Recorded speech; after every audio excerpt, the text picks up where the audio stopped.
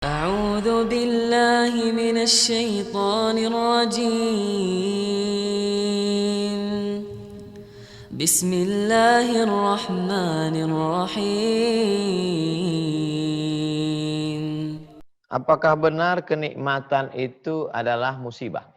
Kita lihat dalam Al-Quran disebutkan ada dua nikmat. Innama amwalukum wa auladukum. Sesungguhnya nikmat harta dan nikmat anak fitnah. Dia hanya akan menjadi fitnah saja. Fitnah di situ maksudnya azab. Nikmat anak, nikmat harta disebut sebagai azab. Tapi kalau kita lihat dalam ayat yang lain atau dalil lain, ambil contoh tentang harta. Iza matal insan dalam Sahih Muslim. Kalau manusia mati, inqata'a amaluhu, putus amalnya. Dan yang mengalir itu justru harta dan anak. Shadaqatun jariyah, harta. Ilmun yuntafa'u bih, ilmu.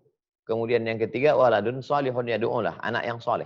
Jadi kalau begitu, yang kita lihat nikmat bisa menjadi nikmat, bisa menjadi azab. Sampel contoh yang singkat, yang simpel adalah nikmat anak, nikmat harta. Harta bisa menjadi nikmat.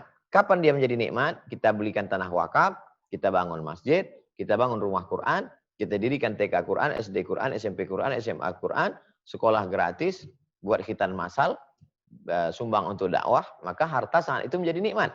Tapi bisa juga dia menjadi azab. Kapan dia menjadi azab? Ketika dipakai untuk lalai, sibuk dengan branded, sibuk dengan untuk sombong menyombongkan diri, alhaqumut takatsur, kamu saling menyombongkan diri, harta saya lebih banyak, mobil saya lebih mahal, rumah saya lebih besar, lebih. Hatta zurtumul maqabir, sampai kamu masuk kubur. Oleh sebab itu ada orang-orang yang kelihatannya dapat punya harta banyak, tapi sesungguhnya dia sedang berada dalam azab. Itu yang disebut dengan istidraj. Sanastadrijuhum, kami beri mereka istidraj. Istidraj artinya azab yang tertunda. Umurnya panjang, duitnya banyak, anaknya sehat, jabatannya tinggi, tapi tidak dipakai untuk amal soleh. Badannya sehat. Sanastadrijuhum, kami tunda azabnya. Wa umli lahum, kami ulur. Kami ulur umurnya panjang, badannya sehat, anaknya sehat-sehat, lalu kemudian hidupnya adem, ayam, tentram, sepertinya nikmat. Padahal itu sebenarnya azab. Inna kaidi matin, sesungguhnya tipu dayaku itu amat sangat kuat. Jadi sebenarnya Islam mengajak kita, bagaimana kita cara pandangnya benar. Selama ini kita begini, kalau ada orang sehat, berarti dia dapat nikmat. Kalau ada orang sakit, berarti dia sedang diazab. Tidak selamanya demikian. Ada orang yang disehatkan badannya justru sebagai hukuman yang tertunda. Tapi ada orang yang dibuat Allah sakit supaya dia bersih. Supaya dosa-dosanya di masa lalu hilang.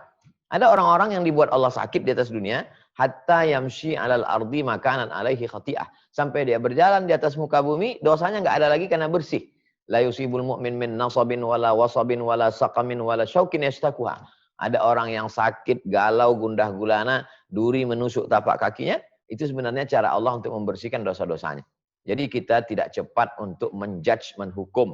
Si Anu rumahnya besar, badannya sehat, mewah, berarti sedang dapat nikmat. Si Anu yang sakit, berarti sedang diazab Allah. Enggak selamanya demikian.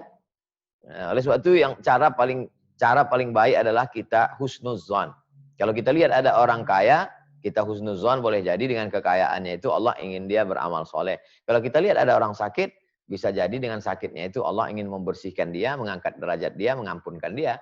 Maka cara yang paling baik dalam hidup ini adalah ijtanibu katsiran minadh-dhon, jangan sampai suudzon tapi lebih memperbanyak husnuzon. Tapi kalau orang itu sudah jelas-jelas pelaku dosa, pelaku maksiat, kita tidak bisa husnuzon. Jelas-jelas dia melakukan perbuatan dosa, maka ada hukuman di sana. Maka sebagai warga negara kita mesti lapor ke penegak hukum. Man ra'a minkum mungkaran, siapa yang kamu lihat melakukan perbuatan mungkar, falyughayyirhu biyadihi, rubah dengan tangan. Fa illam yastati' fa bilisani, dengan lidah lapor. Fa illam yastati' fa biqalbi, kalau tidak mampu dengan hati. Dengan hati maksudnya enggak sanggup ngomong, paling tidak hati kita mengingkari perbuatan itu. Jangan ikut ketawa dengan peminum khamar, jangan ikut akrab dengan pezina, jangan ikut ngerumpi dengan pelakor. Kenapa? Karena itu berarti persetujuan kita terhadap perbuatan dosa dia. Paling tidak ada pengingkaran dalam hati kita. Demikian Ustadz Naim.